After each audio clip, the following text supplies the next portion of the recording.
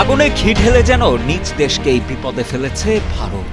আর তাই রাতের আধারে চুপিসারে পাকিস্তানে হামলা চালিয়ে দিনের আলোয় সীমান্ত ছেড়ে পালাচ্ছে তারা, এমনটাই দাবি করছে পাকিস্তানের কর্তা ব্যক্তিরা।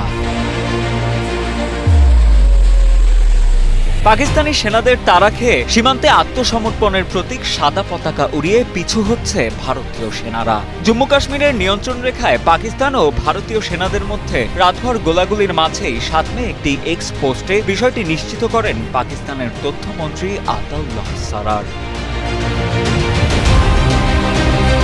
সম্প্রতি কাশ্মীরের পেহেলগাম ট্র্যাজেডিকে কেন্দ্র করে যখন পারমাণবিক শক্তিধর দুই প্রতিবেশী দেশের মধ্যে চলছিল কাদা ছোড়াছুড়ি, ঠিক তখনই দক্ষিণ এশিয়ার এই অঞ্চলে নতুন করে উত্তেজনার সৃষ্টি হয় পাকিস্তানে ভারতের হামলার মাধ্যমে।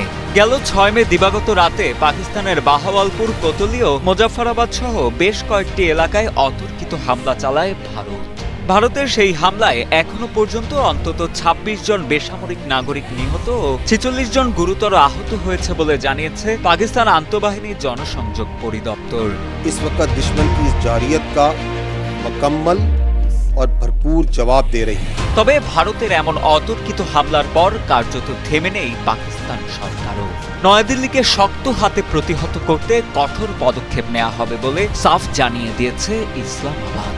২৪ ঘন্টা না পেরোতেই ভারতে পাল্টা হামলা চালায় পাকিস্তানি সেনারা। এছাড়া ৫টি ভারতীয় যুদ্ধবিমান ভূপাতিত করা হয় বলেও দাবি পাকিস্তানের। এমনকি নিরাপত্তা কমিটির একটি জরুরি বৈঠকে দেশটির সেনাবাহিনীকে ভারতের হামলার কড়া জবাব দেওয়ার অনুমতি দেন পাকিস্তানের প্রধানমন্ত্রী শেহবাজ শরীফ। উল্লেখ্য, পেহেলগাম ট্র্যাজেডির পর ভারতকে নতুন করে পাকিস্তানের সঙ্গে সংঘাতে জড়াতে বারণ করে আসছিল পশ্চিমা মোড়লদের অনেকেই। এমনকি পাকিস্তানকেও তারা সংযত থাকার আহ্বান জানিয়েছিল। কিন্তু বহির্বিশ্বের সব রকম বারণ আর নিষেধাজ্ঞাকে বৃদ্ধাঙ্গুলি দেখিয়েই দৃশ্যত পাকিস্তানে এমন হামলা চালালো ভারত সরকার। সব মিলিয়ে উত্তেজনার পারদ এখন তুঙ্গে। এদিকে দুই দেশের মধ্যে ক্রমবর্ধমান এই উত্তেজনা দক্ষিণ এশিয়ার স্থিতিশীলতার জন্য বড় হুমকি হয়ে দাঁড়াচ্ছে বলেও মনে করছেন আন্তর্জাতিক বিশ্লেষকেরা।